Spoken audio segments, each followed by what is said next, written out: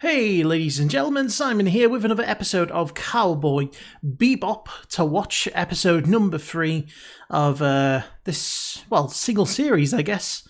And I've enjoyed the first 2 episodes. They're very stylistic, very grungy, very kind of, well, as you'd guess, Western sci-fi. And wasn't exactly sure which planet we were on last time. I assumed it was Mars. But again, it's another... I'm beginning to learn a little bit about Spike and his demeanor. And, you know, obviously he's in this job for the money, or at least as far as I can tell, he's in it for the money. He's not doing the best when it comes to being successful at his job. He gained himself a fairy ally in the form of a dog that was called a data dog. I'm assuming a data dog is filled with data, or it's like heightened intelligence, because the dog seemed to have a lot of smart moves in it. Last episode, you know, jumping off of bridges onto, you know, boats, you know, making these weird choices, like jumping out of a moving car, you know, and surviving somehow. But I was very surprised at the end that, you know, the villain actually managed to survive, along with the scientists who were trying to catch the dog. They plunged off of a bridge that must have been at least 150 foot above the ground, which ironically below was a police station. So, you know, this show certainly is not shirking away from throwing a lot of action at us. And again, it's been very high octane, high paced kind of action. We don't really know a lot about Spike at the moment in terms of his background, you know, where he came from, you know, how long he's been doing this, you know, his specific reasons for doing it, which again, I assume at the moment are money.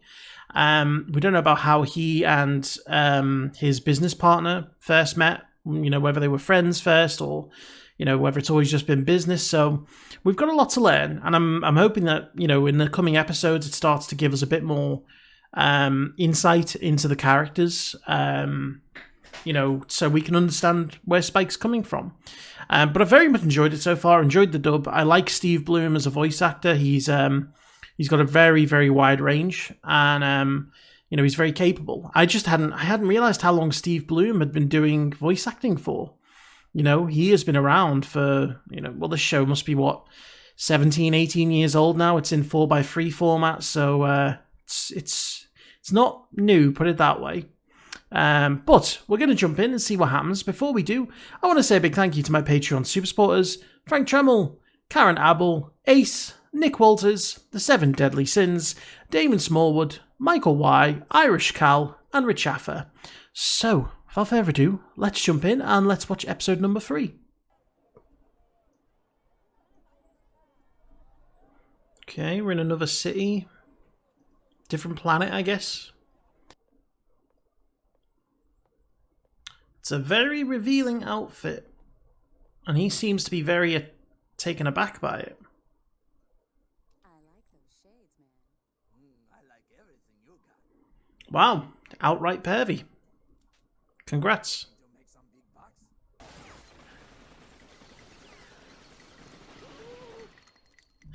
He didn't flinch. Shoot them before they shoot you. They have a bigger gun. Poker Alice never lost a game, and she never cheated. She was just a born winner. Maybe that's just part Does he want her to play poker for him? Understand you accrued quite a large debt. Oh God. Would you rather deal with the Galactic Police or me, Ms. Queen of Hearts? I was wondering where his hand was going then.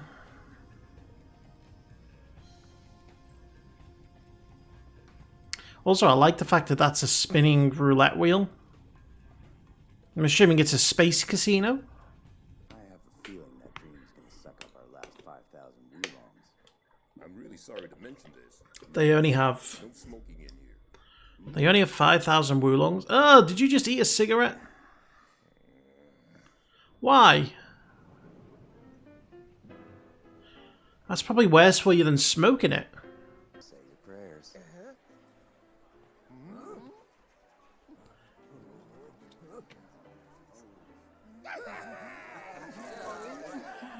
I don't know how to play back. All that you did was touch the card. How does that earn you a tip? Blackjack. 21. Oh, she's a dealer. Oh, what? And he'll give you his last chip as a tip, a token for his lovely dealer. That's great. What about it? So, Put that chip in my hands and all those ugly debts of yours will disappear. what's so special about the chip?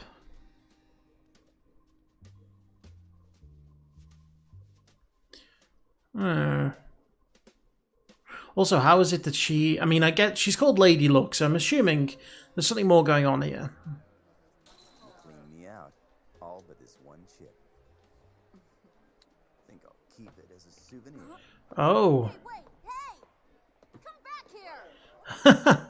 You can't act like that. He doesn't owe you the money.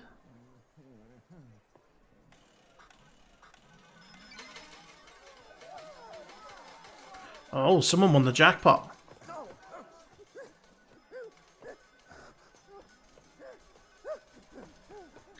Or was it him that it was supposed to be? You cheated the whole game and I didn't say a word. He knew. Oh, well, yeah. Now they know. Give me the damn chip. He's got obsession with eating things he shouldn't eat. Okay, showtime.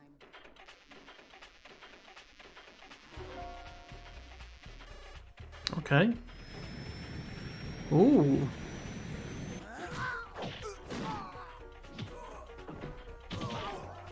Got another fight. Oh, a fight, huh? Huh? He won the jackpot. Spike. Take your winnings and run. He doesn't have it. That chip he was carrying is a fake. Oh, shit. Before your boss were told why we cooked up She got the wrong person. and that chip is crucial. If it falls into police hands, we're finished. Boss, we still can't find the girl. Track her down. Put a price on her pretty head. Uh-oh. Poor guy. He actually was going to do the job, and he just had some bad luck. Got this on yourselves. If you'd given me that chip, there'd have been no problem. Chip. Yeah, chip. Are you deaf? Oh. Ooh, that's disgusting. He has the ability to Pay a fortune retch more than your little brain can imagine. on command. What do we call him? What do you say? I don't know Ugh. anyone named Gordon.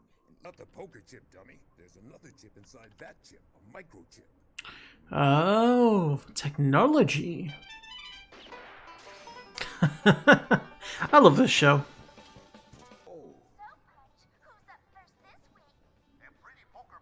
It's a lot of code. Oh, hey, Spike.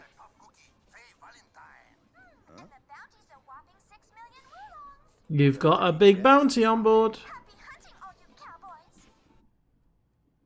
6 million Wulong. First off, I didn't run away. My ship was hijacked. Yeah, right. We're Romanies. For eons, we've wandered the stars looking for love. It's Oh. that way. You don't know anything, do you? Romanies are gypsies. Romanies. Yeah, I was gonna say. Someone like you, a gaucho. That means a They're person travelers. doesn't know which way is up. Gaucho. I like that. You have my chip, and I want it back. Well, I'm not sure who you are. I'm not giving you anything. We're done now. It's just a poker chip. It has no value to you. We've become quite fond of it, and we know what it's worth. Uh-oh. We developed a master decryption program called Crypt Breaker. Rumor has it that shortly after its completion, the programmer turned up dead, and the program disappeared. So they've got a master script decryption program and a data dog on board. Any security code. It's not worthless if I pay you for it. 300 million wulongs. I'll go 300 million? magic key, huh? All right. Okay, 30 million Wulong. That'll do. That's more than 6.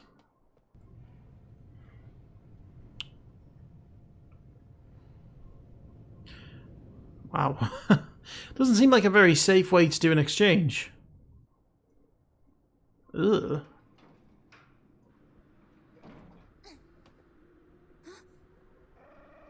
Go on, doggy. Iron. Get him. Get her. Stupid dog! Someone want cash up front are rare these days. You will toss the chip carefully to us. No problem. I'm trusting you, pal. Confirm that we have the chip, then destroy them. Right. Yeah. Let's do it. See? They're gonna... 1, 2, 3. Wow, you timed that really badly, Space Guy. Or Spike timed it really well. Huh.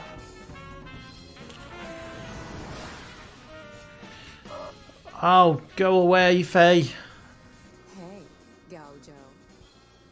Hello, Romany. Take the money. Oh, she's taking the money? Bye.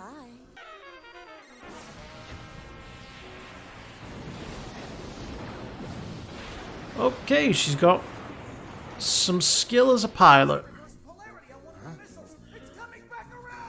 Oh, goodbye.